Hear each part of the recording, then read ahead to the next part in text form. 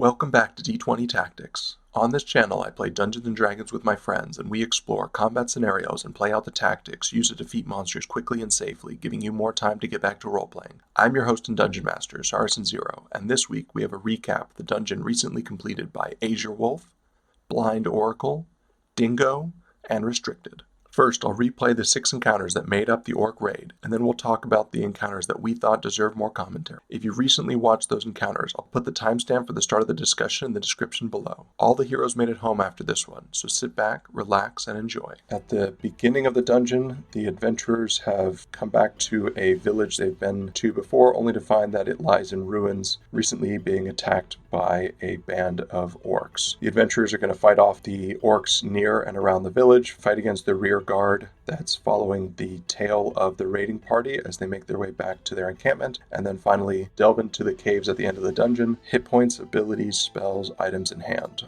AzureWolf has 49 out of 49 maximum hit points now. Items in hand is his spellbook and his Wand of the War Mage. All my abilities are still up and ready to go. I have 3 first slots remaining, 3 second, 3 third, and 1 fourth. 50 out of 50 hit points. Short bow +1 in hand.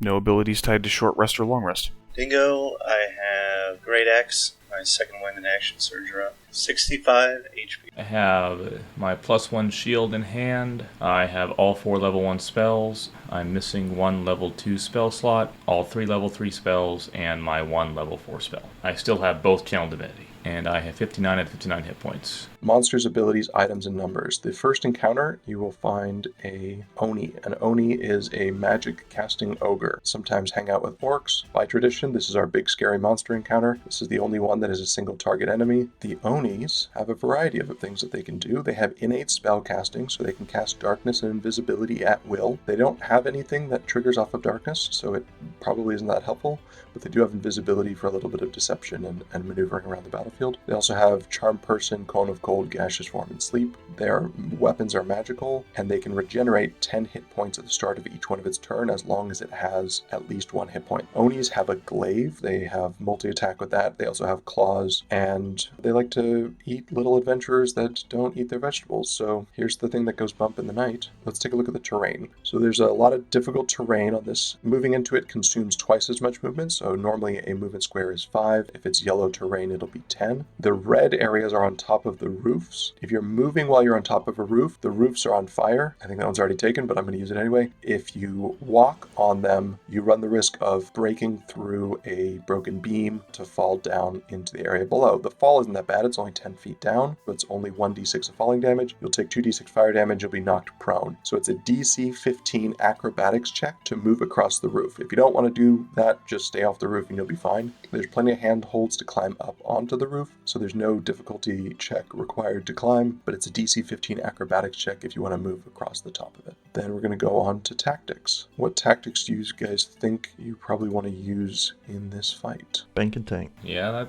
normally goes pretty well. As the cleric, and having the highest AC, I would probably try and front line while also casting Spiritual Weapon. Given how the Oni has a multi-attack, I may be better off letting my Spiritual Weapon do the attacking and just dodging, trying to tank hits. But also I need to make myself an attractive target so the Oni doesn't come off of me for more squishy targets. Charge the cleric straight at it and everybody else do their thing everywhere else. Any other thoughts, or I think we can definitely just shoot it from range and get at least a round of shooting off for free. Well, that's going to come down to the initiative, whether he gets his invisible offer first. Any other thoughts, or you guys want to jump on into it? Let us go. All right, let's do it. Everybody roll initiative. Does anybody have higher than a 20? Does anybody have between a 15 and a 20? Duke Ellington's got a 17.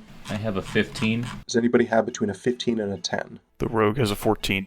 11 for the wizard. Does anybody have between a 10 and a 5? I have a 9 for the fighter. And 7 on the Oni. That'll start us off with the owl.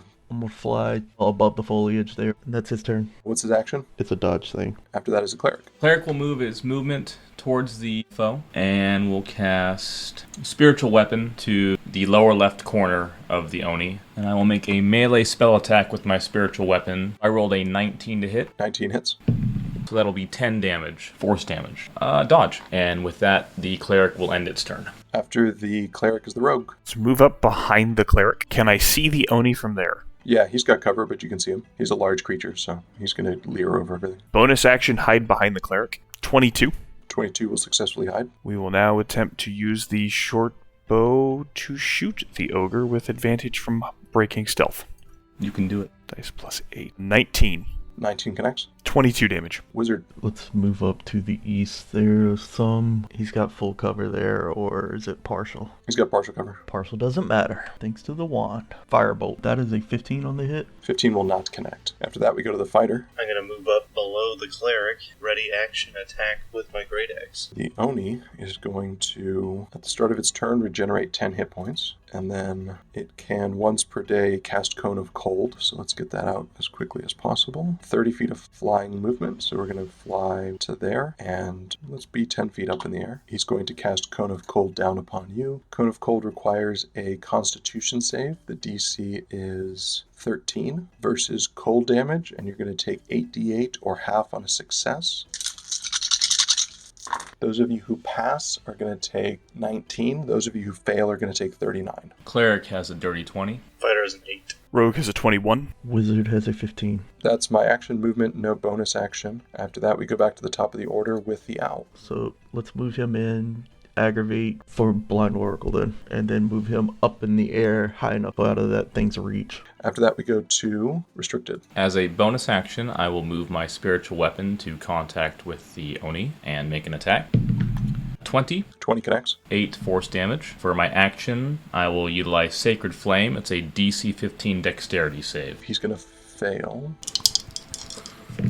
10 radiant damage. Move 2 tiles to the right and end my turn. After the restricted is the BlindOracle. We already have advantage from the owl, so we're going to take the shot as our standard action first. With advantage, we have a 21 to hit Hits. for 24 points of damage. And then we are going to move all the way into the foliage, and then we will take the hide bonus action. 22. 22. Sounds good. After the BlindOracle is the AzureWolf. Cast a firebolt. That is a nat 20. That'll probably hit. 17's worth of damage. Hell yeah. And then let's move to the west as far away from this thing as I can. After the AzureWolf is the Dingo. Move me up right next to him. He's floating 10 feet up in the air. I want to be right below him. I'm going to drop my great axe and pull out my pike, just 10 feet of reach, and I'm going to fight for my first attack. 21. 21 will connect. 10 points of damage. And then I got a natural 19, so I crit. Wanted more than one round of combat out of this guy. I guess I got 2 rounds of combat out of this guy. 16. 16 damage. Okay. Does he have 1 HP? Nope. 2 HP? I'm going to action surge. Okay, you can miss twice. I'm going to attack for 12. 12's a miss. Oh man, you can do this. Come on, Oni, you can do this. You got it. 21. 21 hits. Thanks for playing, Oni. 11 damage. 11 points of damage is lethal. He had 3 hit points left. The Oni drops to the ground on top of you. My bad, guys. I should have blocked that one spell. Yeah, that would hurt. Report HP. 31 hit points. 26 hit points. 40 hit points. 30 hit points. Anyone want to do anything at the end of the encounter? You can take end of encounter actions. This is not a short rest. Go pick up arrows. I get 1 back. Stand in pose. Loot the body. Having returned to the village and slain the only enemy remaining there, the adventurers pick up the trail of the orcs and follow them, attacking their rear guard, eventually tracking them down into the caverns where they come from. Hit points, abilities, spells, items in hand, restricted. I have 40 hit points. I have both Channel Divinity. I have 4 level 1 spells, 1 level 2 spell, 3 level 3 spells, and 1 level 1 spell left. I am carrying my +1 shield. BlindOracle. 31 hit points out of 50. I'm carrying a +1 short bow.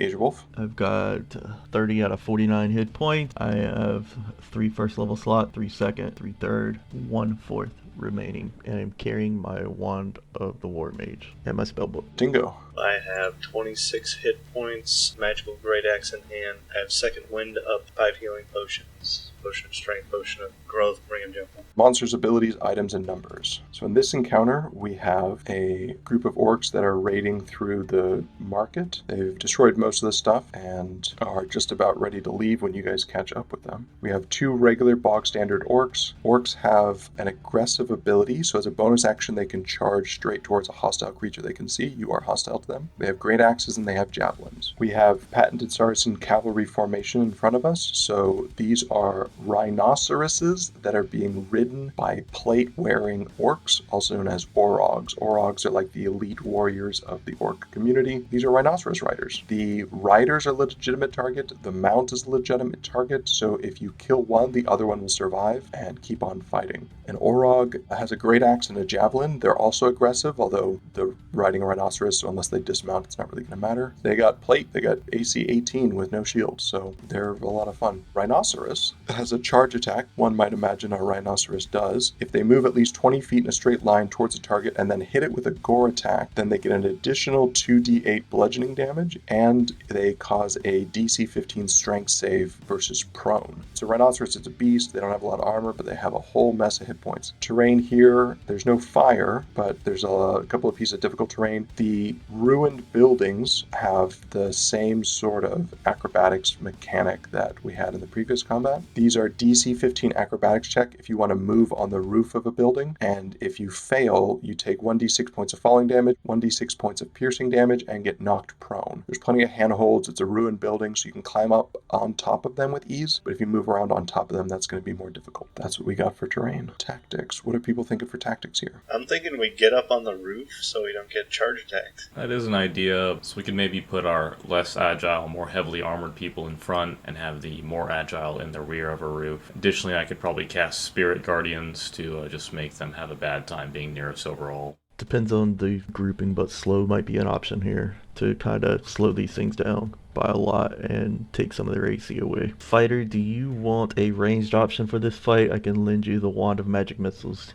I have javelins. Do you want a ranged option that'll hit? I have a +8. Okay. Is there a preferred roof we want to try to move to?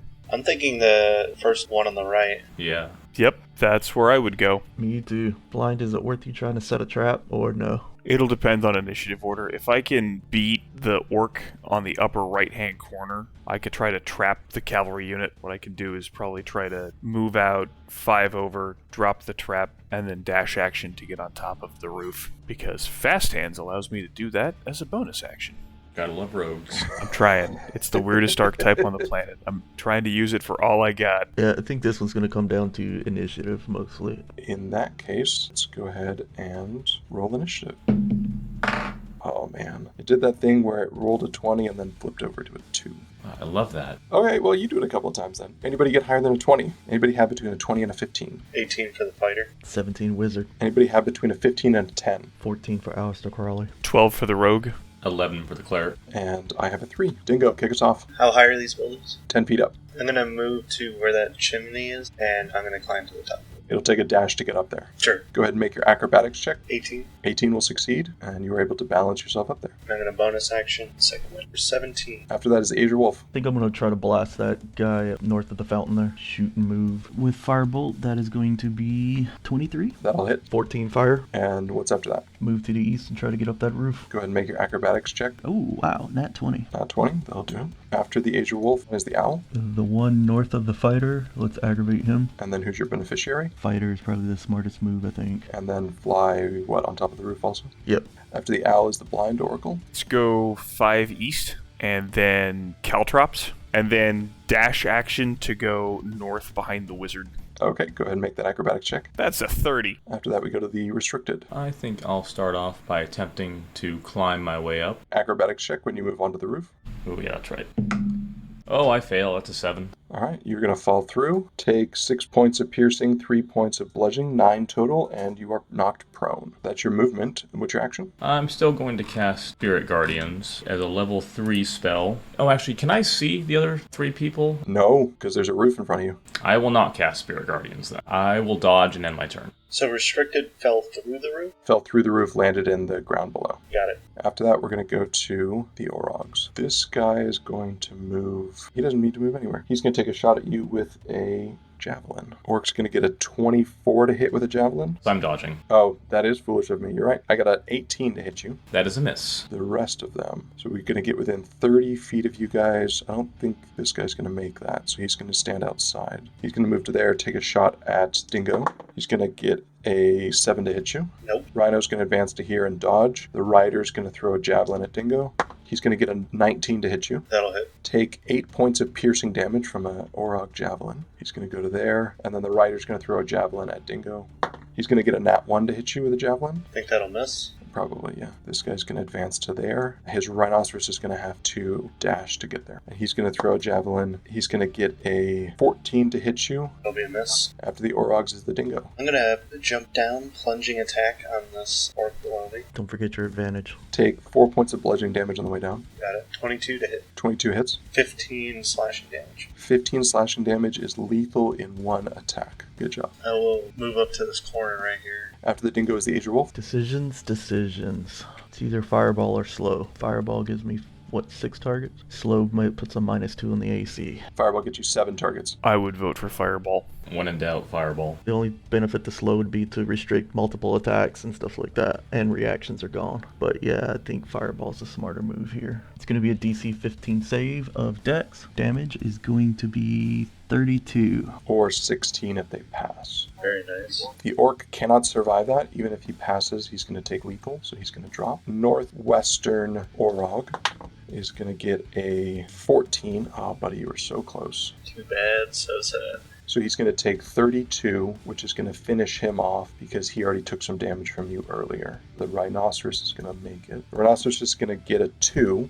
So he's going to take the full 32. Eastern Orog is going to get a 5, so he's going to take the full 32. He's going to live, though. And the rhinoceros is going to get 15 on the nose, so he's only going to take 16. It is a very profound nose. Southwestern Orog is going to get a 10. He's going to take the full 32. Southwestern Rhinoceros is going to get a 8, so he's going to take the full 32 as well. After the AzureWolf, we go to the Owl. The Northeast Orog, I'm going to go up there, aggravate him for the rogue, get up in the air away from him. After the Owl, we go to the BlindOracle. Let's open with taking the shot with the bow on the aggravated Orog. Well, there's the crit. Hell yeah, brother. So this is 10d6 plus 5. Yeah, that's a lot of dice. 35. It definitely kills him. Nice crit. Thank you. Thank you.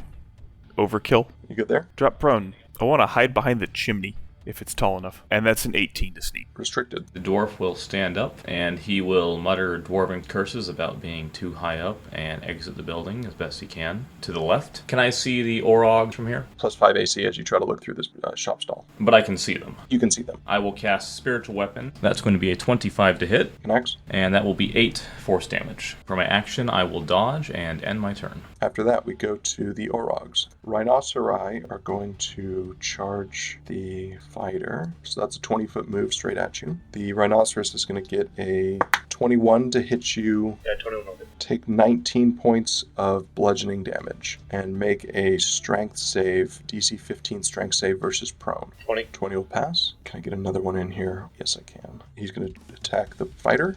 He's going to get that one. So No. the Rhinoceros is going to dash so we get the opportunity attack. And then we're going to swing with an axe. More than welcome to try. You got a 10 to hit you. That's with disadvantage, right? It doesn't matter, he misses either way. 12 to hit you, Cleric, with the second attack. Still a miss. Dingo. Hey, the rhinos have foolishly fallen into my trap, and now they get hit with my axe. Does a 10 hit? No, 10's not going to hit a Rhino's natural armor of 11. Wow. Does a 22 hit? 22 hits, yeah. That is 8 damage, and that'll end my turn. After the Dingo is the AzureWolf. Let's do a shatter. Drop it right on top of him, sculpting around the cleric. DC 15, con, 7 points. Or 3 points. So Rhinoceros gets a 13 and fails. He's going to take the 7. Orog gets a 16, so he's going to take the 3. And that is lethal because he only has 2 hit points left. That's the rest of my turn. After that, we go to the Owl. The one on the west has the most damage of the rhinos, which aggravate him for the rogue. After that, we go to the BlindOracle. Acrobatics check to stand. Halfling luck kicks in. And now we have a 19. 19 will succeed. Can I see the rhino from there, or do I have to move one forward? Now we'll shoot the rhino with advantage. Does a 24 hit the rhino? Yes. 5d6 plus 5 says 19 damage. 19 will drop that Rhino. Beautiful. Bonus action, hide from the rhinos. Behind the chimney. 15. After the BlindOracle, we go to the Restricted. Spiritual Weapon will move to the left of the rhino above the fighter, and we'll make a swing with that. 18 to hit, Hits. and we're going to get a solid 7 force damage. I will dodge again and end turn. After that, we're going to go to the Rhinoceroses. Rhinoceros number 1 is going to go after the fighter. Get a 16 to hit you, fighter. Nope. Rhinoceros number 2 is going to go after the cleric. Dump the 22 in favor of a 9 to hit you, cleric. Not gonna hit. After that, we're going to go to the dingo. Can I jump on the rhino's back and ride it? Yeah, go ahead and make an animal handling check. This is your action. 12. Sure. Yeehaw, brothers. That can only go well. After that, we go to the AzureWolf. Let's kill that rhino. That's a 15 on the die. That hits. That is 13 fire. Bonus action, are you good? I'm good. Owl. Aggravate him for the BlindOracle. After that, we go to the BlindOracle. Shoot the one to the north. Everyone hates me now. Does an 11 hit 11 hits, that's exactly what you need. for 20 points of damage. 20 points of damage will drop that rhino. Bonus action hide from the other rhino. 28. Succeeds, restricted. I'll move the spiritual weapon down 20 feet towards the other rhino. Think I'll keep dodging. End turn. After that, we go to the Orogs. I kind of want to back up. I don't have the hit points to back up, though. All right, try to attack you again. We're going to get 13 to hit. Nope. After that, we're going to go to the dingo. Move 30 feet and throw javelin. 18. 18 hits. That'll be 9 javelin damage. 9 points of piercing damage is lethal, and that drops that rhino. Report hit points. 15 hit points. 30. 31. 31. Anybody going to take any actions pre-short rest? Maybe heal me. Restricted. Yeah, I'll give you a preserve life. So that gave me 17 healing, and I'm at 32. I imagine people are going to use hit dice during this rest. I used 4 hit dice for 19 HP. 2 hit dice for 8 HP recovered. We have used 3 hit dice for 15 HP recovered. I used 4 hit dice for 29 HP recovered. The marketplace has been cleared of the orcs, and the adventurers will now travel outside the city to pick up the trail of the orc raiders that have left. Hit points, abilities, spells, items in hand. BlindOracle. 46 hit points total, short bow in hand. AzureWolf. 49 hit points total. And I have 3 first level slots remaining, 2 second, 2 thirds, and 1 fourth. In hand is the Wand of the War Mage and Spellbook. Dingo. 61 HP, my magical great axe in hand, and second wind and action surge are back up. Restricted. 39 HP, Channel Divinity, 2 out of 2. 4 level 1 spell slots, no level 2 spell slots, 2 level 3 spell slots, and 1 level 4 spell slot. In hand is my +1 shield. Monsters, abilities, items, and numbers. This encounter has 3 ogres. Ogres are pretty easy to hit. They don't have a lot of armor, but they have a ton of hit points. They have great clubs to beat you with, javelins to throw at you. Otherwise, they're vulnerable to just about every spell in the game. One of the things about cavalry formation is the mount has to be larger than you are. So ogres, being large creatures, can't ride on that many things, but one of the things they can ride on are giant elk. Giant elk are huge, so ogres are riding on giant elk. Giant elk have a charge attack, so if they move at least 20 feet straight towards the target and then hit it with a ram attack, then it does an additional damage. If the target is a creature, it can be knocked prone. They also have a hoof attack, also have 2 orcs to round out the experience amount. They're aggressive, so they can use a bonus action to move towards you. They have great axes, they have javelins, they have hide armor, and not very many hit points. Terrain and effects. Some difficult terrain. We got the return of the spiked dangerous terrain. If you're pushed into the spiked dangerous terrain, you take 2d6 piercing damage. If you voluntarily move into it, it's just difficult terrain. The fences are 5 feet tall. You can climb over them without any check. It just consumes movement, unless you're a person who doesn't have to worry about that. That's my terrain. Tactics. What do you guys think for tactics on this one? I think we don't have much of an option. There's not a lot of terrain to really move around, so. Probably put the higher AC targets, like myself and the fighter in the front, and dodge to eat those charge attacks. Yeah. While protecting the squishies behind. From there, probably going to try and preserve my spell slots. I only have 2 level 3 left, so going to try and avoid using spells myself and just cantrip. So they can come from the south or the north, right? That's what I'm seeing. Yeah, there's a bridge to the south. So it might be wise to have one of you take one of each area there. One to the north and one to the south. I mean, right now you guys are safe on that bridge there unless they can come around. Would they be able to jump down from that bridge and come up around our backside at all? Yeah, they could maneuver down here. They would then be at this lowered area, though. And how low is that lowered area? They're 10-foot tall monsters riding 15-foot tall mooses, so they're definitely going to be able to get up. That one to the west can come across that bridge. That's kind of what I was getting at. Yeah, one left, one front. Sounds like a good idea. Yeah, we could probably just take shelter against the corner of the wall there. Yep. Spell-wise, I think it's more of gotta play it by ear for me. Might try to give one of you a buff for haste, probably the fighter. Yeah, you might be able to get a good fireball off, depending on how they group. Maybe not. They're on mounts, so they're probably very fast. They're probably going to catch up to us real quick. We'll probably have one turn, if that, to position ourselves. We can try and get them in a position where we can use Fireball and not hit everyone? Oh, I can sculpt it. That's not a problem. What does Sculpt do exactly? You can select people that automatically pass the save, and if they pass the save, they take no damage. So we just run in there and then you shoot me with a Fireball. Got it. Again, do one of you want the Wand of Magic Missiles for a little bit of range? I have Sacred Flame as well, so I don't really need that. I don't think there's going to be a lot of range. I think I'm going to get charged immediately. Alrighty. Let's get it started then. Everybody roll initiative. There it is. Oh, hell yeah, brother. Oh no. Anybody have higher than a 20? Anybody have between a 20 and a 15? The rogue has a 20. 19 on the owl. 16 ogres. Who's got between a 15 and a 10? Who's got between a 10 and a 5? I have a 6. Fighter has a 5. And I'm missing a wizard. Rocking a massive 3. BlindOracle, you're up first. Yeah, this is always dangerous. Bonus action to hide behind the fighter. 26. 26, that'll succeed. Move forward 2 squares. But then you'll lose your hidden. I'm going to take the shot right away. Who are you shooting at? The ogre, straight north. You don't need to move to get that guy. We'll just take that shot then. He can have the cover. He doesn't have cover. He's a 10-foot tall ogre riding a 15-foot tall moose, yeah. Oh, he's huge. That's right. He's a big one. Does a 25 hit the ogre? 25 connects. For 21 points of damage. Okay, a lot of damage. That's statistically average. Do you still want to move ahead, or are you good where you're at? No, I'm happy right there. After that, we go to the owl. I think I'm gonna hide him under that western bridge, just for the time being. After the owl, we're going to go to the ogres. The ogres... It's all ogre now. You were waiting to say that for an hour now. I can't believe I laughed at that. We're going to move like so. We're going to wind up a straight line into that spot and hit that there fighter. Here's the ram attack from the giant elk. 18 to hit your fighter. Yes. 17 points of bludgeoning damage. Ow. And take a DC 14 strength save versus prone. 16. That'll succeed. Now the ogre on top is going to attack. It's got a great club.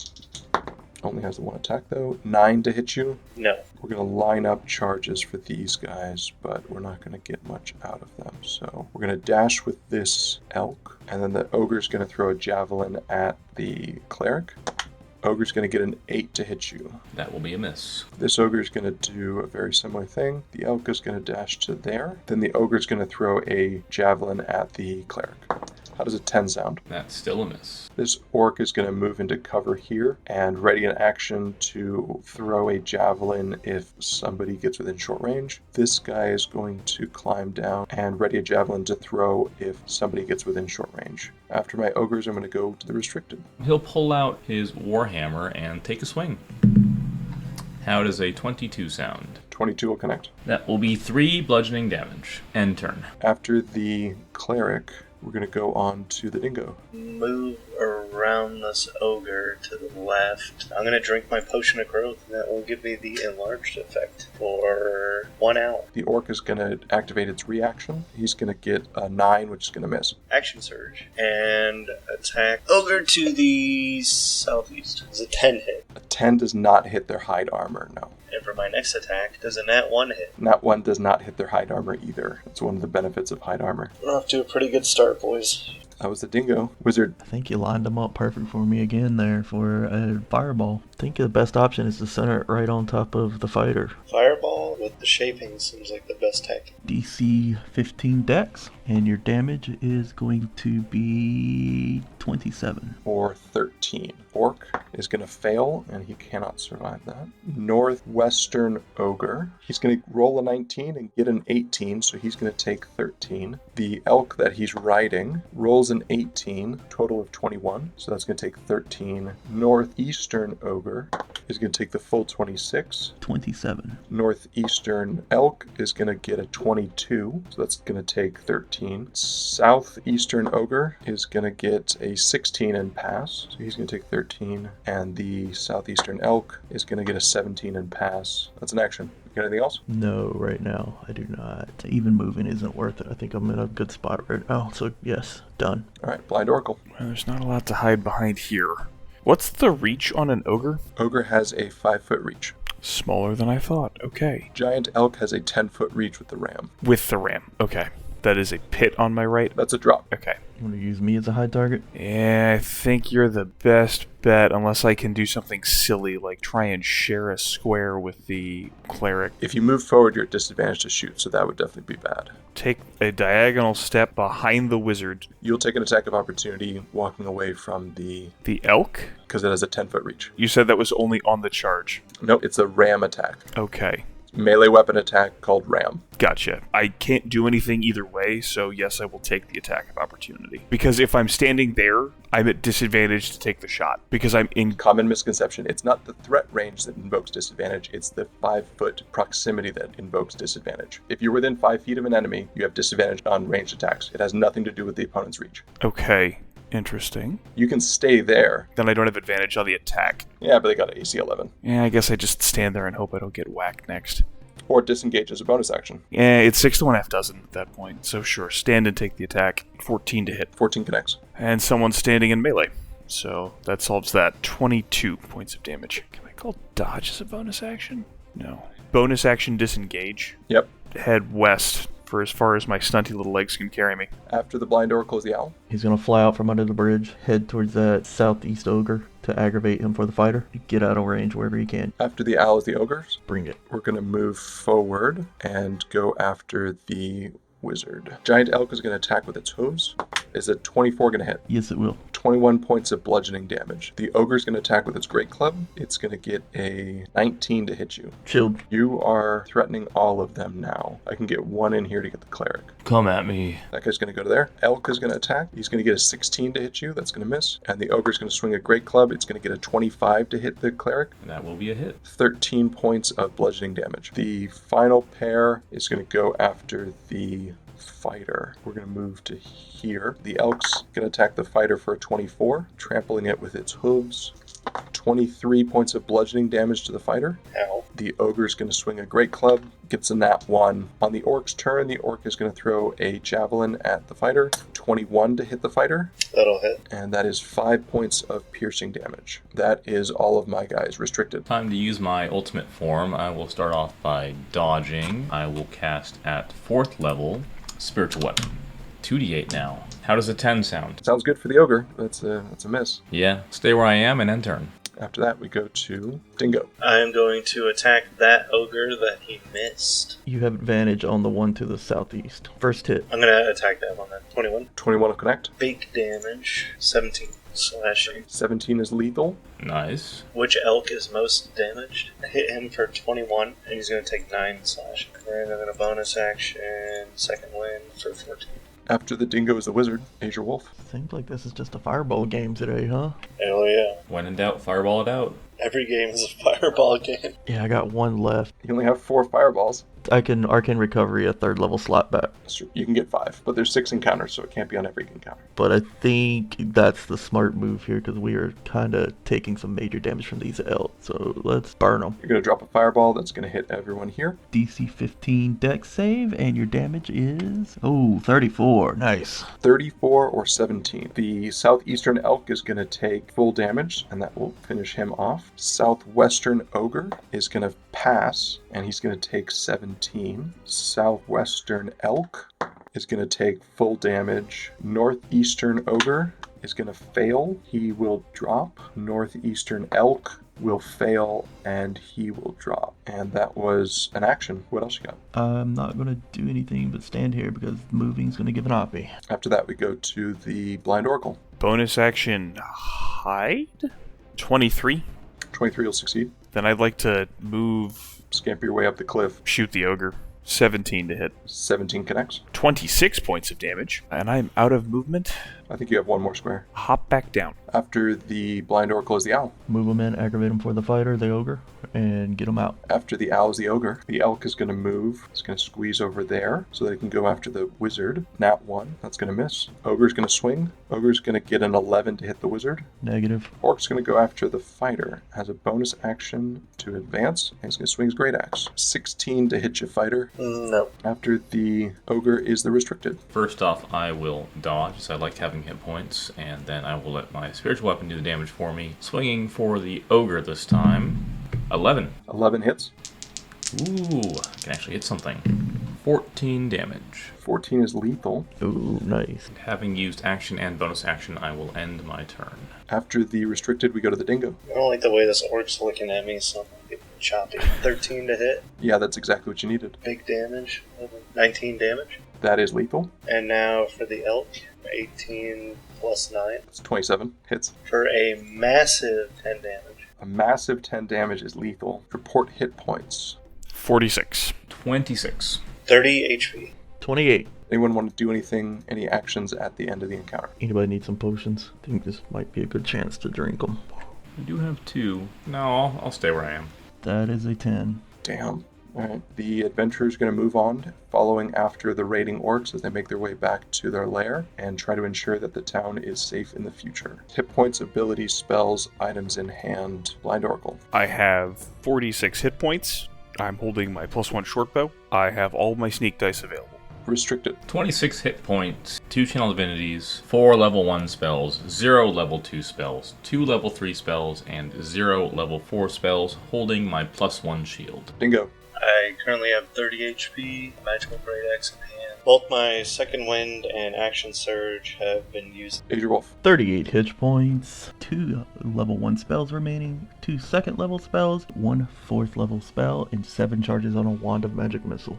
My current hand is the Wand of the War Mage, +1, and the Spellbook.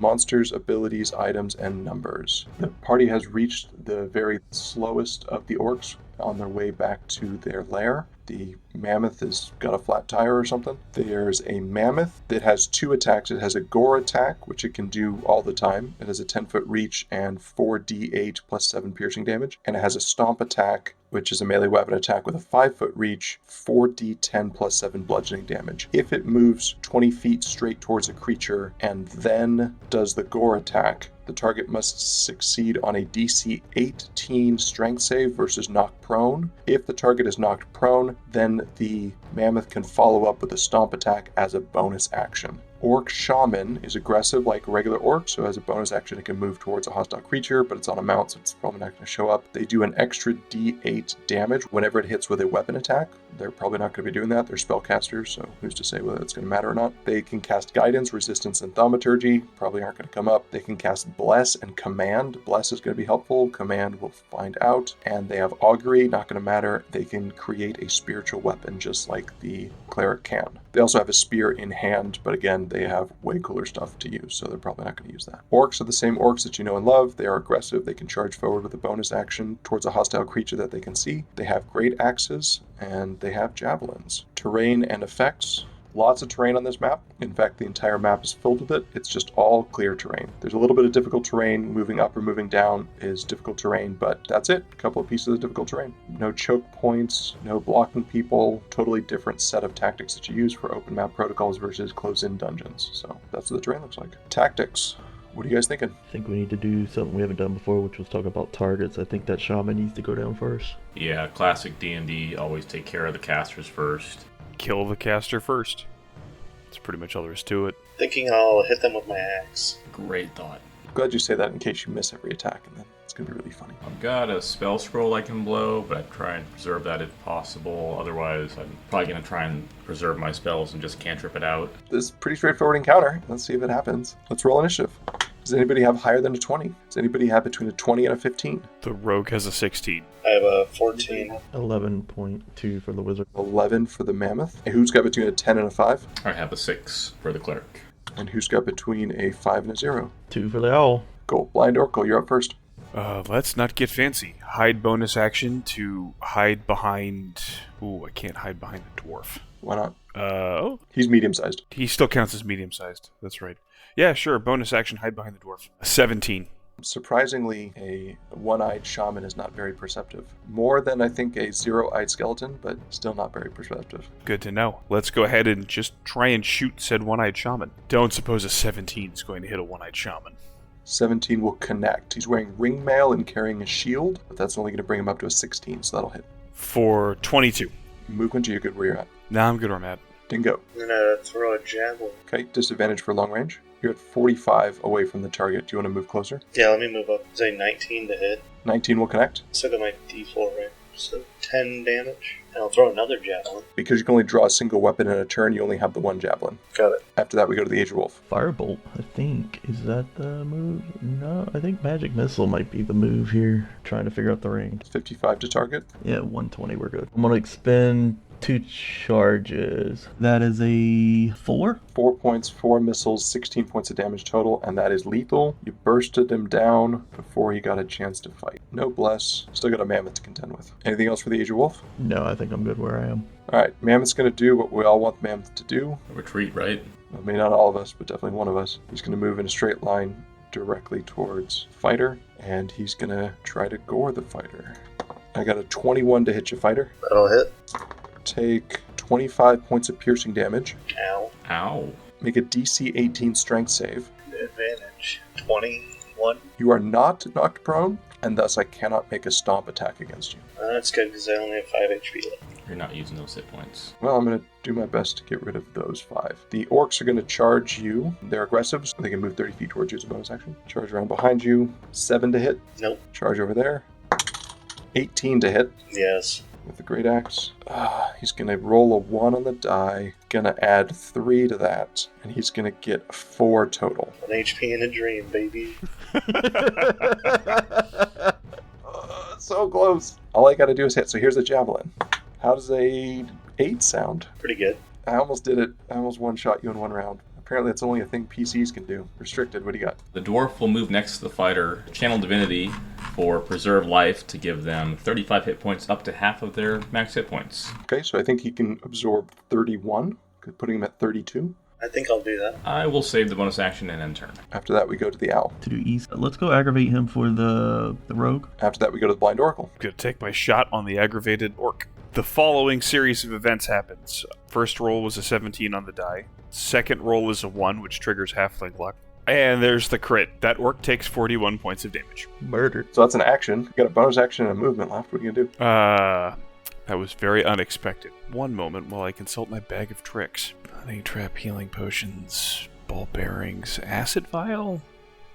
No acid vial. I'm looking at the potion of fire breath momentarily here. It's an action to drink is the problem. That will not do any good. No, I don't want to leave the wizard hanging. Did you want to hide behind me? I was thinking that, or we put a hunting trap in front of the two of us. That works. Hunting trap in front of the wizard. After that, we go to Dingo. I am going to Big Choppy on the orc. 18. 18 hits. 17 damage. 17 points of damage is lethal. And then I'm going to step forward. 11 to hit. Now they got 13 hide armor. After that, we go to the AzureWolf. Alright, let's try to get rid of that orc with a firebolt. 17. 17 hits. 4 points of damage gross. Anything else? No, I'm good. After the AzureWolf is the Mammoth. Let's get the orc out of his way so he doesn't have to squeeze. He's going to walk over there, and he's going to attack the cleric. We're going to get a 24 to hit your cleric. Nice hit. Yes, that is a hit. Take 4 points of slashing damage. Mammoth has 40 feet of movement, and the last 4 of that is in a straight line. So we're going to get to gore the wizard. 17 to hit your wizard. Calls for a shield. Really? You're going to shield that one? Oh, okay. You're not going to just tank it? Nah, I'm good. That's my one action. I do a ton of damage if I hit, but if I don't hit, then The disappointment. that's the Mammoth. After that is the restricted. We'll do a Sacred Flame on the orc. DC 15 dexterity save. Nat 1. 12 damage. 12 points of damage is lethal, 3 times as much damage as the wizard did with his cantrip. Not that it's a competition or anything. After that, we go to the owl, Let's aggravate for the rogue. and then we go to the BlindOracle. Let's go ahead and shoot the mammoth to start with. Does a 13 hit the mammoth? 13 will connect. That is his natural armor. Oh, good. Great news. For 22 points of damage into the mammoth. 22 points of damage to the mammoth, and you get on the mammoth board. Woohoo! I got a bonus and a move action. The mammoth has 10-foot reach, 5-foot reach. It has 10-foot reach with the tusks. So I'd have to disengage. Well, you don't have to disengage. Do I leave my wizard buddy here to die? Yes. I'm good, buddy. Go for it. Alright, disengage. Let's move 5 east. After the BlindOracle's Dingo. Axe time. Nat 20, baby. Yeah, okay.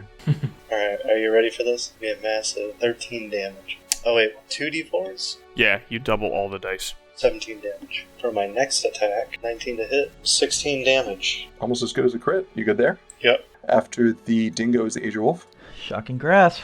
14 That will hit. for 8 points of damage. No reaction. Yeah, I think it's time to get away, right? As far back as I can. No bonus action. No bonus. Tell me about this trap, Blind Oracle. That is a hunting trap. A creature that steps on the plate must make a DC 13 dexterity saving throw or take 1d4 points of piercing damage and stop moving. Till the creature breaks free of the trap, its movement is limited by the length of the chain, typically 3 feet long. A creature can use its action to make a DC 13 strength check, freeing itself or another creature within reach on a success. Each failed check deals 1 point of damage to the trapped creature. If I walk around the trap, I have to squeeze. I'd be at disadvantage when I proc the attacks of opportunity. I don't think I want to do that. So I think I'm just going to turn around and attack the fighter. If he stops moving, then there's no point in trying to charge you. Nat 20 to hit you, fighter. I'm immune to criticals. Got him. Oh my god, It's not that it gets me every time, it's the fact that it gets me every time. It's actually not that bad. It's not the end of the world. It's just some damage I didn't get. It's the fact that I forget as like, oh, I got a nat 20. Here's a whole bunch of dice. Nope. I'm not gonna... Alright, here we go. So just the regular amount of damage, which is going to be a 27 piercing. Ow. I still don't want to take that attack of opportunity, though. That's my mammoth. Restricted. I will do another DC 15 dexterity saving throw. He's going to get a 16 and pass. Oh, wow. Okay. Ducky little guy. Yeah, I'll move to above the trap and end turn. After that, we go to the owl. Move in, aggravate for the Blind Oracle, and get away. After that, we go to the Blind Oracle. So first things first, we're going to shoot the mammoth in the event that it lives. It'll live. 17 17 hits. for 24 points of damage. And then we are going to move 3 squares forward, drop my second hunting trap on the diagonal to make that charge really harrowing. Move back 2. After the Blind Oracle is the Dingo. I'm gonna shove the mammoth into the hunting trap. Does that work? A creature that steps on the plate must... Yeah, he's moving onto it. I have advantage on my check. 16 plus 8, 24. Must be no more than one size larger than you. I am large. Awesome. You probably want to move to angle yourself towards it so that it's going to actually wind up in the trap. Yes. The mammoth has got a +7 to this. Ooh, this is gonna be close. He's going to get a 20, so he will be pushed. Got him. And then that'll put him in the trap, so he's going to make a dex save versus DC 13, I think. DC 13. He's going to get a 16. Oh, He is not stuck by the hunting trap, but if he moves at all, he's going to have to take a test because he's moving. So that's one of your attacks. I'm gonna step forward and attack again. That is a big 12. 12 will miss. And my turn. After that, we go to the AzureWolf. Firebolt. That is a 25 on the die, and your damage is 7. After that, we go to the Mammoth. Okay, Mammoth can't go nowhere. We're going to swing for the fighter again. 24 to hit you. 29 points of piercing. Wow. That's the Mammoth, restricted. I'll move to the left and give another 35 to the fighter. You're going to do another 32 to the fighter. Nobody needs the 3, right? I can take the 3 actually. And I will end my turn. Ow. Aggravate for the Blind Oracle. Blind Oracle. Start with a shot at advantage on the mammoth. 27 to hit 27 hits. for 20 points of damage. Drop caltrops on the diagonal. Just going to build a bunker here. And then I would like to move north of the wizard. After the Blind Oracle's the Dingo, you're prone, but you're back to consciousness. I stand, and I am no longer prone. I attack. 16 to hit. 16 connects. 12 damage. 12 points of damage is exactly its hit point. The Mammoth drops. Huzzah! Woohoo. Woo! Report remaining hit points. 46 hit points. 32 hit points. 38. 25 hit points. Anybody going to take any pre-rest actions? I would like to get my hunting traps back. Gonna feed the owl. This is the last short rest. Spend your hit dice and tell me how many you spent and how many hit points you regained. 11 regained, 3 spent. Regained 4, 1 spent. 19 regained, 3 spent. 3 dice spent, 20 hit points were recovered. Any post-rest actions you guys want to take? During my rest, I'm using my Arcane Recovery. 1/3, 1/1. Recovering, second wind, and action surge. With that, the adventurers are going to make their way to the cave that the orcs use as a lair. After the open field combat, we're going to delve back into the dungeon. Hit points, abilities, spells, items in hand. Blind Oracle starts off. I have 50 out of 50 HP. I'm holding my short bow. My sneak dice still work. Dingo. 51 HP. I have my great axe in hand. Second wind and action surge are back up. I have 5 potions of healing, potion of stone giant strength, and that's it. AzureWolf? AzureWolf has 49 HP topped off, and I have 2 first level slots remaining, 2 second level slots remaining, 1 third, 1 fourth. I have 5 charges on the Wand of Magic Missile left. I have used up my Arcane Recovery. And restricted. I have 41 hit points. I'm holding a +1 magic shield, 2 out of 2 channel divinity, 4 level 1 spells, 0 level 2 spells, 2 level 3 spells, and 0 level 4 spells. Monsters, abilities, items, and numbers. So this encounter, we're in the cave network that all of the orcs use as their lair. They have a couple of other monsters that they keep with them. So this encounter has 1 Ettin. Ettins are 2-headed giants. They have advantage on wisdom perception checks. That'll give them a much better passive perception. They have advantage on saving throws against blinding, charm, deafening, frightening, stunning, and unconsciousness. They have battle axes in one hand, and they have morning stars in the other, and they can swing with both of them because they have 2 heads. They also have an ability called Wakeful. When one of their heads is asleep, the other one is awake. 2 giant boars. Giant boars have a charge attack. Who would have thought? Gotta love it. They have tusks, and the tusks do some slashing damage. If they move 20 feet straight towards a target and hit it with a tusk in the same turn, it does an extra 2d6 slashing damage. And if the target's a creature, then the creature has to make a DC 13 strength save versus prone. Giant boars also have a relentless ability. Relentless, if they take 10 damage or less, that would knock them to 0 hit points. They go to 1 hit point instead. They can do this once per rest. And 9 orcs. 7 of the orcs are on foot, and 2 of them are riding boars, because if you got a giant boar, you might as well ride it. Orcs are the same orcs that you know and love. They have aggressive, so they can charge forward with a bonus action, as long as they're moving towards a hostile creature. They have great axes, and they have javelins. Let's take a look at the terrain. We've got some water features. Water is difficult terrain unless you have a swim speed. The black is impassable terrain. I can't move through that. The yellow is difficult terrain. There's a couple of sections where it's just difficult to go up. Other than that, yeah, it's just tight confines. We're out of field tactics and into close quarters tactics. 1 singular piece of dangerous terrain, which is the fire pit. Fire is 2d6 if you move into it voluntarily or otherwise, or if you end your turn there. That's what our terrain layer looks like. Tactics, what do you guys think for tactics? We stand in this choke point pretty far back, and then when they move up, blow them up. We could probably save the fireball and I just drop a Spirit Guardians instead. We could do both. That would be a lot of resources for 1 Eden. If you're running low on resources, I've got 2 fireballs left. I have 2 Spirit Guardians, and I'd rather keep the fireballs for the range. It's not 1 Ettin, it's also, 9 orcs. Those orcs aren't really a huge consideration. They might get lucky, but essentially if they get hit by fireball or Spirit Guardians, they're probably going to die. Yeah, but this is going to come down to initiative like always. Can we get up there first to be the blocking point? If not, then that's going to change things. I will say that Spirit Guardians is a concentration spell, so I would need to either be dodging or have somebody blocking for me when I'm casting that. All right, Spirit Guardians and Fireball. You guys ready to get going? Yeah. Cool, let's do this. Everybody roll initiative. You know what? I've had the same initiative for 3 encounters in a row now.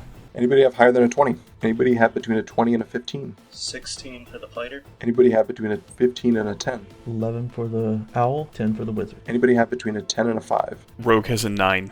8 for the Ettin. Cleric has a 6 again. Dingo, you're up first. I'm going to move up where there's only 1 piece of terrain. I'm going to regular action dodge. Owl. Oh, really? Okay.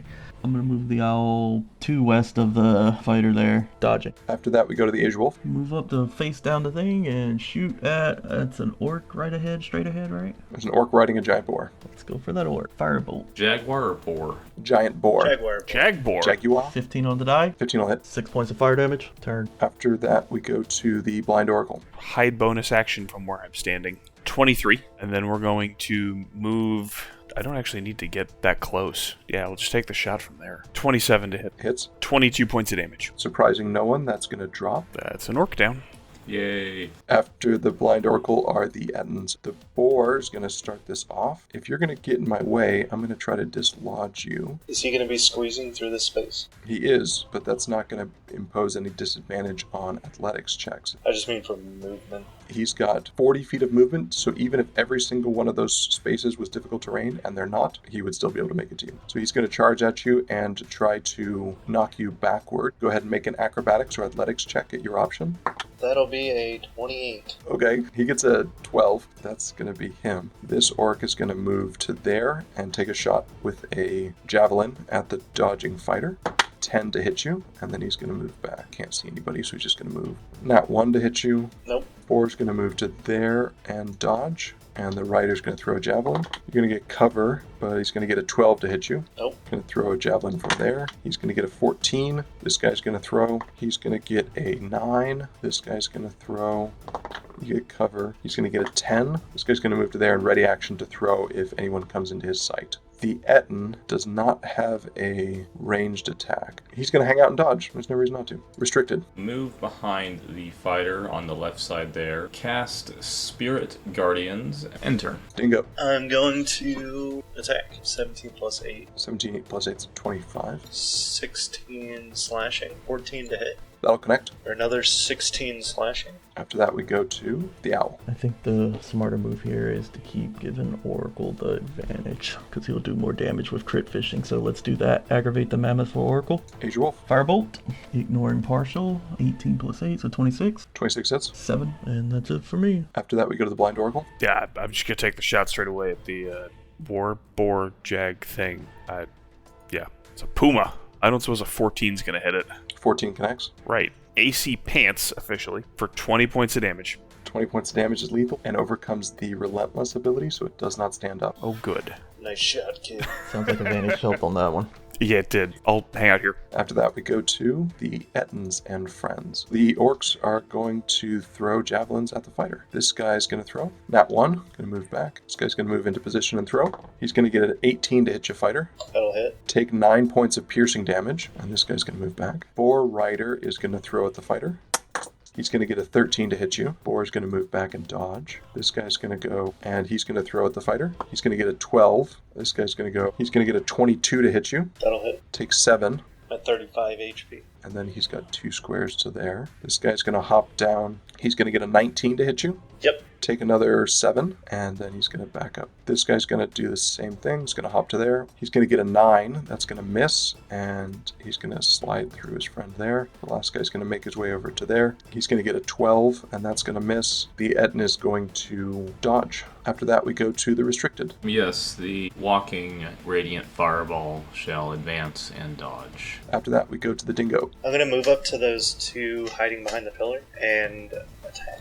Is a unnatural 20 hit. Yeah. 12 damage. 21 to hit. Yep. 14. 14 drops him. Bonus action. Second win for 14. Healing. After that is the Owl. I think I'm going to move him just to the edge there of the circle. After the Owl is the AzureWolf. That one peeking around the corner's got partial. That guy's got 3/4. You could magic missile him. Yeah, I think that's what I'm going to do, is just shoot another 2 charges. That is a 5. 5 damage, 4 missiles, 20 total, and that guy will drop. Yeah, I'm going to move basically where the owl was before, north of me, up to the wall. After that, we go to the BlindOracle. I'm trying to figure out if the space next to the owl is valid. It is. Okay. I can't hide behind the owl. No. Just hold the owl in front of you. You could hide here. I think that's what we're going to do, is go hide there. So move up to that space. I'll throw the hide check for you. That's a 26 to hide. Ooh, if I can take the guy outside the circle, we'll take the guy outside the circle. He's got cover, but you got advantage and +8. Does a 20 hit? 20 connects. Perfect. 24 points of damage. We'll drop him. Excellent. Etten's turn. We're going to start up here. This guy's going to throw a javelin at the cleric. Why would he do that? I haven't attacked anyone. Why indeed? 23 to hit you. With disadvantage? 19 to hit you. Beautiful 9 points of piercing damage too. Alright, and then he's going to back up. This guy's going to throw. Nope, he's going to get a 10. Let's clear out some space here. So this guy's going to start his turn in the zone. That will be 16 damage. DC 15 wisdom save. He's going to fail that, and it's going to be lethal for him. This guy's going to try. He's going to fail also. Give me some damage. 9 radiant damage. He's going to make it. And then he's going to go, and then he's going to swing an axe at you. You're dodging. He's going to get a nat 1. Oh, poor thing. 4, I think, is the smart one to go next. So give me some damage. 16 radiant damage. 16. Are you a smart boar? Nope, you have a -2 to your wisdom. He's going to fail for 16, you said? And where did my boar go? What do they do to my boar? It's a jaguar. That's why you can't find it. Yeah, that's the reason. He's going to try to tusk you. Going to give you some tusk love. Nope, that one's also taken. 14 to hit. Nope. And then the orc on top is going to make a save. He's going to fail. He will take 8 radiant damage. He's going to swing with an axe. He's going to get 11 to hit you. That's a miss. The Etten has a movement speed of 40. Oh, man. I'm one square away from fighting that fighter. You can dash. Yeah, that's the thing I want to do. We're going to get into position here and dodge. Improvised weapon, throw your weapon. I'm not going to throw my weapon. Everybody's got two of them. Then we're going to go to the restricted. Now I have a choice ahead of me. Do I want to dodge and try and get more hits in, or do I just want to stay where I am, or disengage? I got to keep dodging. Dodge. Do I move after the dodge, though? Is the question. Yeah, I say you move up because you can hit those orcs. I will dodge and then move to the spot to the left of the fighter, prompting 3 opportunity attacks. Here's the orc. Orc's going to get a 9. Next orc. Oh, the next orc gets a 16. The boar is going to get an 8. An end turn. After the restricted is the dingo. I'm gonna move up to the orcs on the northwest, and I'm gonna attack. You never would have guessed it. 16 to hit, 16 hits. 12 damage, and then a 23 to hit, 14 Take that guy out. and turned. After that, we go to the owl. Let's move them up, and that one directly east of us, aggravate them for the blind oracle. That or aggravate the mount so I can keep the orc in the Spirit Guardians. Ah, yeah, that's actually a better idea, actually. Let's do that. Good call. AzureWolf. I'm gonna shoot that orc. I had one or The one that's right, sticking his head out, right around the corner there. It's got half cover, so you ignore it. 13 plus 8, 21. 21 will hit. 15. Well, he's got 6 hit points left, so he drops. I think I'm good where I am. After that, we're going to go to the blind oracle. Let's go ahead and move up so we can see the mount. And we're going to take a shot with the bow. 17 or 17 says 25. Hits. That's damage. 29 points of damage. That will drop the boar. I have a bonus action and some movement left. Orcs don't have a ton of hit points. Not ones that stand in Spiritual Guardians, no. Sure, let's make it so that the odds are he doesn't live through this. Move up, fast hands action, throw vial of acid. Ooh, fancy. I'm going to use this fast hands for all it's worth. This is an improvised ranged attack. I don't add my proficiency bonus, but I do add my dex. A 10 doesn't do it, though. 10 is not going to do it. I'll move back. That's my turn. After that, we go to the Ettins. Let's try to turn off this dwarf. Their movement is halved inside of Spirit Guardians, and also that DC 15 Wisdom save for entering. Sounds good. I'm going to fail. That'll be 10 radiant damage. Plus 7 to hit you. 13 on 2 dice. We can do this. First one, 16. Nope. And the second one, an 11. Not quite. Orc is going to start his turn in the zone. 14 radiant. 14 or 7, he's going to die either way. And this guy's going to start his turn in the zone. That will be 16 radiant. And he's going to fail, so he's going to take all of that and drop. Then we go to the restricted. Dodge and end turn. Dingo. I'm gonna walk up to the ledge, and I'm gonna stick to the plan and attack. Yikes, is a 12 hit. It says 12 hit an Ettin. 12 hits an Ettin. Okay, perfect. 9 damage. And then my other one was a 14. And then even bigger 8 damage. And then I'm going to action surge. 21. Yep, that'll hit. 12 damage. 21. It still hits. Oh, this is a good one. 15 damage. End my turn. Ow. Aggravate for the blind oracle. AzureWolf. Firebolt has an 18 on the die. Yep. 15 points of fire damage. And I'm good. After that, we go to the blind oracle. Lead with the shot from the short bow. 19 to hit. Mm-hmm. Ugh. 18 points of damage. Well, you only needed 16, so this guy's going to drop. Oh, well, okay then. Report hit points. 42 HP. 49 HP. 50 HP.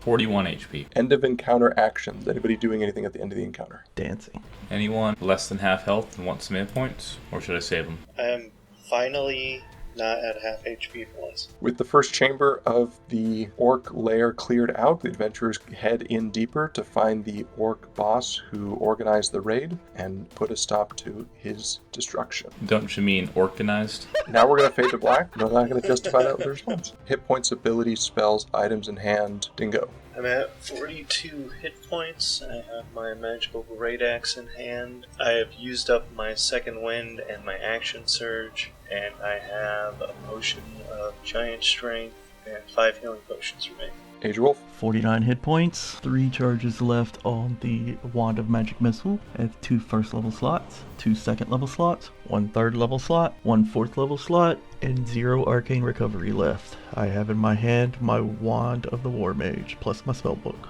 Blind Oracle. 50 of 50 hit points, holding the short bow +1. Restricted. 41 and 59 hit points, 4 level 1 spells, 0 level 2 spells, 1 level 3 spell, 0 level 4 spells, 2 channel divinity, and holding a +1 shield. Monsters, abilities, items, and numbers. We have a Orc War Chief. The Orc War Chief is aggressive because he's an Orc, so as a bonus action he can move his speed towards a hostile creature he can see.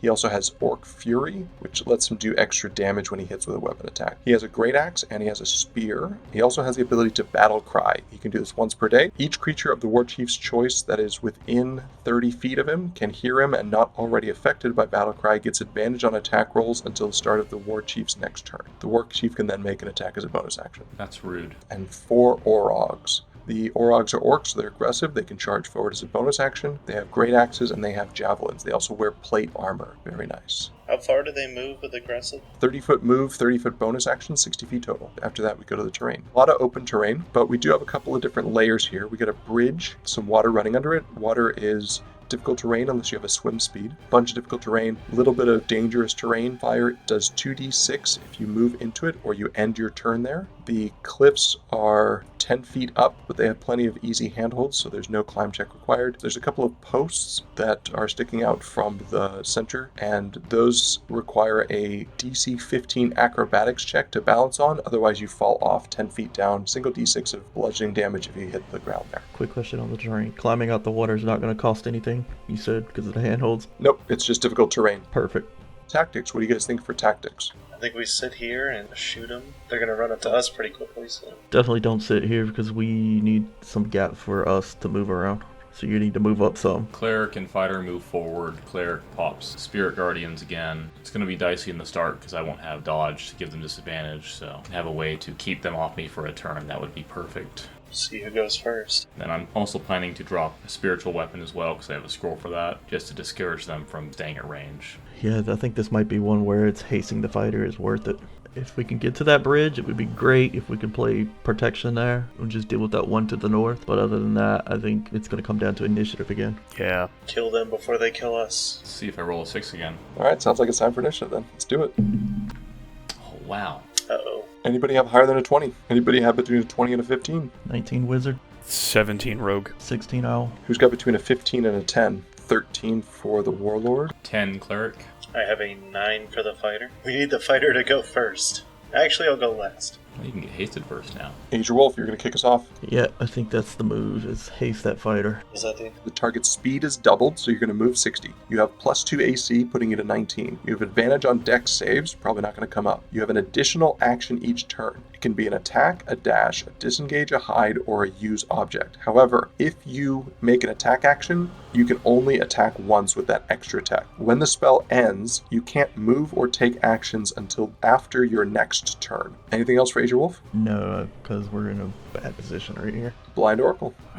Shoot. You shoot? Okay. Who are we shooting? Well, yeah, we're going to take the bonus action to hide behind the fighter, and then we're going to try and shoot the northmost Orog. So here's the hide. 23 total. 23 will hide. And then now we'll take the shot. 24 to hit.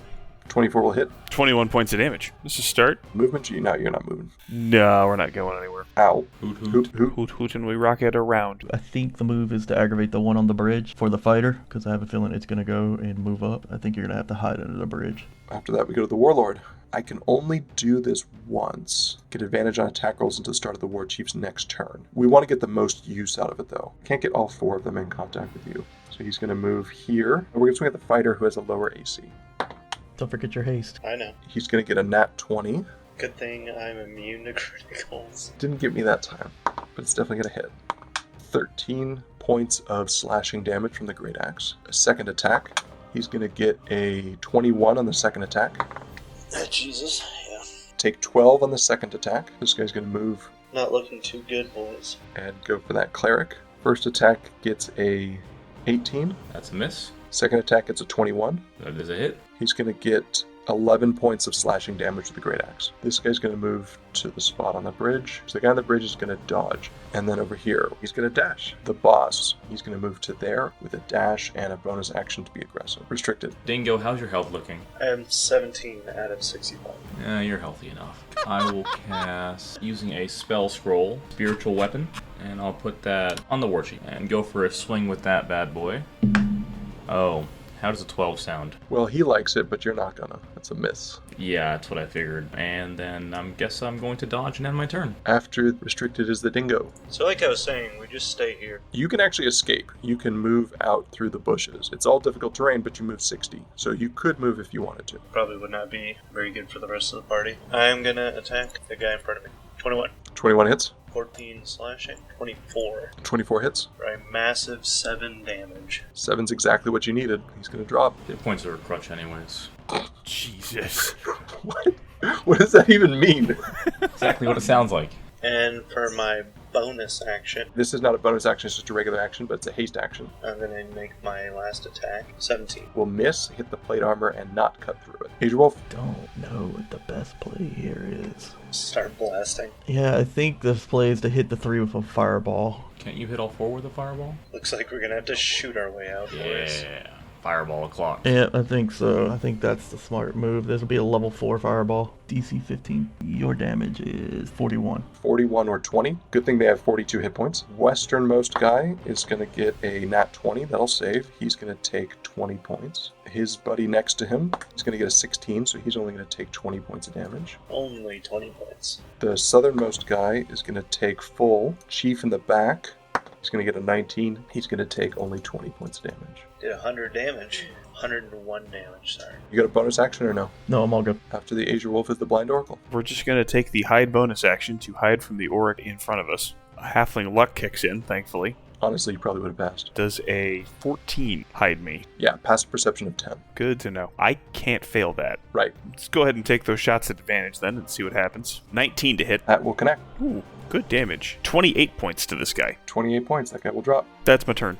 No movement. After that, we go to the owl. I think the War Chief is the smarter play here because of his lesser armor for the fighter. Back under the bridge, it's a safe spot. After that, we go to the Warlord. Warlord is going to charge on in there. Oh, that's rude. His action is going to be to battle cry. Each creature of the War Chief's choice that is within 30 feet of it can hear it, not already affected by battle cry. He is a creature. I don't see why he can't choose himself also. He's going to give himself advantage. He's choosing us, right? He's not actually choosing you. That didn't occur to him. He'll do that next time. Then get advantage on attack rolls until the start of the War Chief's next turn. The War Chief can then make one attack as a bonus action. He's going to swing his great axe. Let's go for the fighter and try to take that guy down. 16 to hit you, fighter. That'll miss. 2 Orogs. Orogs are going to use their bonus actions to move in. Go for the fighter. First attack, 23 to hit you. That'll hit. Take 13, slashing. And a 4 HP. Second attack, 18 to hit you. That will miss because I have +2 AC. He's going to move to there, swing at the cleric. Regular attack because I'm dodging. 12 on the first one and 11 on the second one. Those are both misses. Then we're going to go to the restricted. Bonus action to move the spiritual weapon as close as it can be. I'll pop Spirit Guardians. 4 friendlies I can see are, of course, protected. I can't see the owl, though, can I? You cannot, so the owl just better not charge in here. Anything else for the restricted? Nope, that'll be my turn. Dingo. Time to die. Attacking the one right in front of me. You have advantage on the War Chief. I'll attack him instead. Does a 21 hit. Hits. 11 slashing. 21 again. 21 hits. 8 slashing. And for my hasty attack, 16 to hit. 16 is exactly what you need. 9 slashing. And I'll end my turn. After that, we're going to go to the AzureWolf. Try to finish that guy off. Let's use 2 more charges. We're targeting all of them at the War Chief. So that is another 5. 5, 4 plus 1, and 4 missiles. He will take 20. That's my turn. After AzureWolf, we go to the BlindOracle. Rinse and repeat. Hide action to see if we can generate some advantage. A 13. Passive perception of 10. Surprising no one, you were hidden. We'll shoot the Warlord. 27 to hit the Warlord. 27 will connect. Very low damage numbers. 17 damage. That's the turn. After the BlindOracle is the owl. I think he's good for now. After that, we go to the Warlord. The Warlord is going to start his turn and probably die. DC 15 wisdom and 14 damage. Yeah, here it is. He's going to fail, and he's going to take the 14 and drop. Got him. Western Orog, That's going to be a big 11 damage. and he'll swing for the cleric. He's going to get a 21 to hit you. Oh, that'll be a hit. 9 points of damage. Con save. Dirty 20. Second attack, he's going to get a 12. That's a miss. The other guy's going to start his turn in the zone. That's going to be 10 damage. He's going to fail this. He's going to throw at the fighter. Crit, I eat the 3rd crit. 12 points of slashing. Okay, I'm down. Rest in peace. And then the next attack is going to be at the cleric. Oh no, I'm going to get that rogue. Yeah. How about a 14 to hit your rogue? That'll miss. After that, we get restricted. I will not dodge. Instead, I will use an action to point my holy symbol at the down fighter and say, "You're alive now," and give them 32 hit points. Anyone need the other 3? Negative. I can use them if nobody else. You should take them. 3 to me. Spiritual weapon to attack the orc threatening the rogue. And that will be a 16 to hit. Bounce off the plate. Sad. End turn. Dingo's on the ground. What do you do? Is it a disadvantage if I attack him from the ground? It is. I'll stand up, I guess. Am I still hasted? Yep. That's a 14 to hit, and a 14 to hit, Both of those miss. 13 to hit, Another miss. and I end my turn. This guy's really tough. After the Dingo is the AzureWolf. Let's sculpt the shatter. Drop it right on top of us and sculpt it. As a DC 15 con save, and your damage total is going to be 20. I got a +4 to con saves, so the first one's a 7. He's going to drop. And the next one is a 14. And he's going to drop. And that's the encounter. Woohoo! We did it. Glad I could help, guys. You did your part. You took the damage. Yeah. The loot that you collect from this dungeon is 5,600 gold, which comes out to 1,400 gold pieces each. You also collect a Gauntlets of Ogre Power, Bracers of Archery, a Spell Scroll of Conjure Elemental, and a Spell Scroll of Raise Dead, which includes the material components needed to cast it. I'll let you guys decide who those go to. You want to give the wizard the gloves of power, right? Yeah. Absolutely. With that, the orcs are cleared out of their hideout. The countryside is safe from their raiding. Next dungeon, the adventurers are going to delve into the forest inhabited and mind-controlled by a green dragon. What's the easiest encounter? I think probably the one with the Eden was the easiest. Oh, yeah. Okay, what made that the easiest? So there were a lot of enemies there, but they were mostly low AC, low chance to hit, stock orcs. Like, yes, there were a lot of them, but with the choke points, capabilities of the party, they weren't a particular challenge. If we were a lower AC party, or if it was more of an open area, or they had some sort of buff mechanic, like, I don't know, a shaman or something among them, they would have been far more dangerous. But because it was just an Eden with a bunch of box-centered orcs, they weren't able to really pose a huge threat to the party, and they were really easily mopped up by spirit guardians and a fighter. I feel like the other guys contributed as well, but AzureWolf, you feel the same way? The town one was a little bit easier, both about the same. I thought that one wasn't too bad because of how we got ahead with our planning there, with the fireball and everything. The Oni was really easy looking back at it now, though, honestly. He barely even got an attack off. The Oni was so easy we forgot about it. Yeah, honestly, I'm changing my mind to the Oni. That's usually how it is with those single monsters. It's usually just a spanking tank. It'll do something big and then that's it. Until, they get their legendary actions, and then they're just all kinds of fun. BlindOracle, thoughts? Honestly, the Oni was the least expenditure of resources. Yeah, we took some damage, but nothing earth-shaking. What was the hardest encounter? Those elks were rough. Yeah. Yeah, definitely the elk. I think they were more of a threat than the actual ogres themselves. Yeah, the movement speed. Well, their attacks were just rough. Yeah, big damage attacks, lots of health. They were able to just run right around us too, so that didn't help. That open terrain was really difficult. We didn't have any choke points, so they just kind of ran around us. There was a mix of open and closed terrain, and we had cavalry in 4 of them. Is the mobility of the cavalry threatening in the closed terrain or no? Definitely not. Not nearly as much. No, we could just stand in front of them. Like when the boar came up to me and failed, and we just stuck there. Yeah, because they also take up a lot of frontage, so you can't get any of their allies in behind them. These guys were the most dangerous because all 3 of them could hit us. Do you think that becoming large helped, or was that not as helpful? It kept at least one of them back from getting to the back line, and that was kind of my intention. And then not getting trampled was my other. And large definitely helped in the next encounter, though. In this one, it was big. Push over the trap. I thought that was absolutely fantastic. Intuitively, this is the worst map to have traps on, right? The second worst map. The worst map would be this, but with no terrain, right? Nothing to funnel people around. You guys actually nailed it. You were able to pinch them into a spot. All right, cool. Drop traps. Now they won't be able to move. Yeah, if you wanted to get to that wizard, you're going to have to work for it. Going through them in order, your tactics were the first one, spank and tank, cleric on the front line, dodging because of the multi-attack, shoot it at range for the first rounds. How did that work out? Did that go as you guys planned, or did it not work? Was something else work better? The Cone of Cold, you could have better dispersion, but aside from that, it worked fine. Yeah, I think that was the only thing we did wrong was we grouped up. You also mentioned you should have blocked the spell. You would have had to test against that because it's a 5th level spell. Would it have been worth the risk? Looking at my spell slots right now, that extra fireball at the end there was great. Depends on how that last dungeon would have went. but I think saving it was the smarter move this round. I think splitting up could have hurt us because he could fly, so he could have just flown past the cleric and the fighter. Negating the damage was the purpose of splitting. We can't block him if he can fly, so there's no point in staying grouped up. Really couldn't have gone any better after that. We took care of him quickly, just the cone of cold. We could have had measures against that. Now we know for the next Oni. The second one was get on the roof, Spirit Guardians. Slow might be an option. Fighter with Magic Missile Wand didn't happen. Went with Javelins in the end. Set traps. BlindOracle, you threw down caltrops and then the enemy didn't wind up going through that. Was that effective? Did that accomplish what you wanted it to accomplish? That absolutely accomplished what I wanted it to accomplish, because I did not want them coming around behind. So no, if that cost me a gold and caltrops to block the entryway there, yeah, that was fine. The beginner's guide to booby traps is how much damage it's going to do to somebody. The expert's guide to booby traps is how much damage it doesn't do to somebody because it makes them go somewhere else. It's how much damage your other plan does because they avoided the place that they would have preferred to go to. Making them all come from the same direction, bottlenecking them, preventing them from being able to attack from multiple directions, and you guys could have both of your tanks on the front line rather than one in the front, one in the back. If they do hit the caltrops, we can actually just walk forward because caltrops without a medicine check hobble. Then it ate an action and did some damage if you take the medicine check. Other thoughts on this one? I was just kind of confused about the terrain. These are just regular sized buildings. They're not large buildings, so it's just a single roof. I thought that was the second story. And now that I'm looking at it with stairs up here, it reasonably probably should have been. That definitely could have been. I read that the same way looking at it, that was raised up off the ground. It absolutely should have been. I'm the only person apparently who read it wrong. As the GM, I'm like, nope, this is the way it's going to work. So how would have things gone differently? I don't know that it would have changed anything just because there's absurd elements of 5th edition. It's like, okay, fine, the Rhino charges at you and jumps and attacks. Those are all mechanics that exist. So that's definitely a thing we can do. It also would have meant a 20-foot climb to get up here. Live and learn. Honestly, I think that whole thing is a wash. Any other thoughts about this one? Clerics in high spaces don't go together.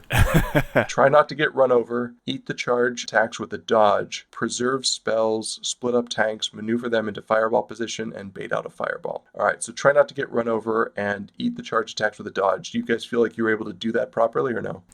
No. Kinda, but not super well. No, just because of how their movement was and they were on us before we could do anything. That was just initiative there, right? Like, I don't want to make excuses or say, oh, there's nothing we could have done. It's really one of those, how did the initiative fall? And how did we end up reacting? We never really got to a place where we could be super duper proactive, like, okay, drop one off, force the fight a different direction. We never got in that position. We just sort of, okay, initiative rolls happened, we hunkered down and did the best we could. When you were trying to negotiate an escape route for yourself, how worried were you about getting too far away from the party? You seem very hesitant about leaving the rest of the party. What were your thoughts about that? So there's a couple things. There's an order of people who are supposed to be stabbed, for lack of a better way to put it. No, that's exactly right. That's exactly what it is. The fighter should get stabbed first, the cleric should get stabbed second. Realistically, the rogue should get stabbed third, especially now that I've got some tools to mitigate incoming damage. And the wizard should get stabbed last. I was really worried that if I bailed and just started hopping over the fence to shoot things, the wizard was going to start getting stabbed before me, and that's not good.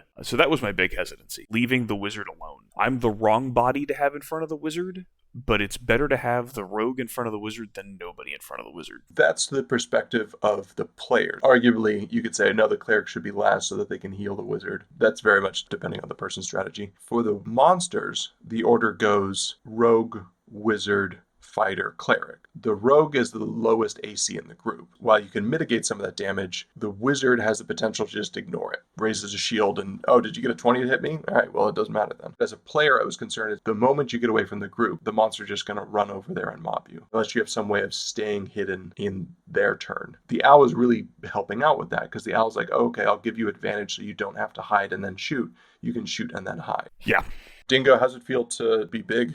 You like it? It's great. Love it. I love being 4 squares big. I do a lot of that. I got some guys with 4 squares, some guys with 9 squares. I think if you're trying to block things, it's good. I don't know how often I try to block things, though. I guess I need more casters, and then you guys just snipe the casters. I mean, it gives me a little bit of a damage boost, and having advantage on strength checks for 3 things that knock you over is kind of nice. Speaking of sniping the casters first, you guys took him out without him ever firing a shot. That was the plan. Yep. Mission accomplished. Maybe he should add a front line. The tactics were kill the casters first, cantrips and preserve spells, hit with axe, chop orcs instead of mammoths. I like cleaning up all the ads just so there's less things hitting us. Yeah, getting rid of the action economy is the best move. Restricted, you were saying that the orcs at the end weren't problematic because they didn't have any buffs. They didn't have any abilities to make themselves punch through armor. Why not just say, well, we're just going to ignore them and clean up the mammoth first and then go after the ads? Where is the line of so weak that you'll just ignore them and go after the main enemy? Well, that wasn't this map. That was the other one. In the other map, we weren't specifically ignoring them. It was just we didn't have to spend resources to take care of them as much. They had a threat, but it was negligible and it was being dealt with by Spirit Guardian. Here, we didn't have any big AoE spells to take care of the ads, so we had to deal with them because the action economy still existed. Contextualize a little bit, it's just like if you have to clear a field and you can start a fire, it's very easy. But if you have to use an old style scythe or something, then it's going to be a backbreaking task. Okay, so which one is this? The fire or the scythe? Definitely more like the scythe. There weren't too many ads, so it wasn't too bad. But if we had to deal with 9 orcs without using AoE spells, we each only have 1 or 2 attacks per turn. So that would take us probably at a minimum of 2 turns, more likely 3 or 4 to deal with as compared to the Spirit Guardians we're dodging every turn. If there's 9 orcs in a field, it's harder to clear them out. Well, they would still mob you, though. You would just pop the same AoEs. The AoE isn't a question of how densely packed they are. It's just a question of how many there are. They're going to pack themselves in because they prefer their melee attacks. There wasn't really enough here to justify me dropping Spirit Guardians, and I was trying to save a couple of spells, too, for the later encounters. 2 of you, this is the first time you've been here. Those 2 of you have done this before. How did you feel about the most open map we've ever had? Do the tactics matter more? Do the tactics matter less? Position is more important than these open one. We could have been in a bad position area and got screwed real quick and got surrounded. You think position is more important? Yeah. If it's easier to get surrounded, is it not also easier to get away? Not with something that can move clear across the entire screen in one move. If you got surrounded in here, there would be no way to get out. It would be easier for them to box you in. Yeah, but we wouldn't have 2 or 3 mobs on top of us. It would just be the 1 or the 2, 4 or 5. So it's access to the party. That's what the question becomes, is how many incoming attacks do we have? Point to the choke point. We could control that. Yeah, it's a control funnel. There are 2 attacks on each side coming in, and we can funnel that into tankier target. Whereas if we decide to get caught in the open, we have less control over which target you pick. One thing I wanted to say about cleaning up ads. If your objective is to get combat done as fast as possible, killing ads, the DM has to do significantly less work every single turn. It does make the game go faster, even if it isn't the most sensible thing to do at the time. That's a kind of a meta tactic to make things clean up faster. That's true. I like the open map, so I got to use Fireball a bunch. On paper, you get to use Fireball less in open maps. The enemies can be more spread out. They all seem to just perfectly time it right before my Fireball. Oh, I think you timed the Fireball right after they move forward, but the orcs have melee attacks, right? That's what an orc is. It's a person with an axe. I don't have a lot of other options for how I'm going to go about doing it. I tried on the 5th one to get you guys to come forward, and it's like, yeah, sure, you can have 2 of us, and one of them has a Spirit Guardian. Which was definitely the tactic. I think part of it for Fireball being so effective is the maps are a bit small. Maybe I'm just used to playing with larger maps, but, Fireball covers a full 1/5 of these maps. It seemed like more cavalry was in this map than what we've dealt with in the past. So that was doubling up on my hits, which was nice. Choke point, which is obvious. As soon as you get into tight quarters, it's the right call. Spirit Guardians and Fireball. I don't think you guys Fireballed in this one. There wasn't no need. Would it have been better you had a position where he was here and it was just like, okay, well, we're just going to stand back and throw javelins at you. You actually managed to die in the middle of it, and then everybody else was sucked into the Spirit Guardians. There was a point where I was like, oh, I think a Fireball would have to be next, even though you've already popped Spirit Guardians, but you were able to grab so many of them. And I guess that's a good way to manipulate the choke point, is they all have to group in close to get an angle to see you guys out here. I think this one was the easiest by the way we played, while the Oni encounter itself was just, aside from the Cone of Cold, apply DPS to the monster with 100 health, it's going to go down. The last one was Spirit Guardians, haste, move up and give room to move. I didn't understand the logic of this when you guys were talking about it earlier. It was if we could get up to where we can block that bridge, that would allow us to have some room to kind of manipulate the room for angles. Because where I am right now, I was missing 2 of the targets. Got it. Okay. Being able to have just a little bit of flex room would have been nice. The initiative order dictated that no, we did not get any space. I think you had a point where you could have left, but you decided to not. I had the option with the haste to disengage and do something, but I didn't really see any point. We were already in melee combat with 2 enemies. You were already in melee combat with 2 enemies. You could have let them finish off the 2 enemies, because that's most of the DPS back there, and then just held the bridge and prevented any more from showing up. That eventually dropped you down to 0. I can understand why having more room to maneuver could be helpful, but against an enemy like this where you know where they're predictably going to show up, it seems like bunkering down was going to be the smarter move. Is there a reason you didn't bonus cast Healing Word Oh, me? on the fighter? Yeah, I could have used that and kept my dodge up, but I wanted to give him more hit points so he could tank more hits. So that's the main reason why I used the action instead of the bonus action healing word. In 5e, it's better to get the person up. Giving them hit points is great, but with whatever you can give them. You had the Channel Divinities. There was a couple of times where I was like, oh, a Healing Word would have worked here. I think if it was towards the end of the encounter, yes, but because of the AC he had, he could easily have tanked more hits, so giving him more hit points was more viable. I could have given him hit points periodically using Healing Word. I didn't really use my first level spells at all. I could have done that better. But I don't think that a Healing Word, because that would give him 1 hit of survivability. So it would have just been, hey, I'm up, and then I'm down. As opposed to 32 hit points, he gets a couple hits of survivability in there. That hey, I'm up, hey, I'm down is taking somebody's attack away on a rubber band, basically. I think they're both equally useful, and I just want to keep the flexibility of having my spell slots as opposed to having, my Channel Divinity, which was only good for healing against these guys. I noticed it a couple of times. I was like, oh, he could have Healing Word that time to give a little bit more to the fighter. Maybe I want him to suffer too. I mean, who doesn't? This one was neat. Like, this whole run of encounters was neat. Yeah, I agree. I think you found a good mix in this. This set of encounters was also the most effective use of the patented Saracen Zero Cavalry formation, because they were scary. Right, we had to actually think about it, and the choice became, do we unhorse the rider or do we Rider the horse?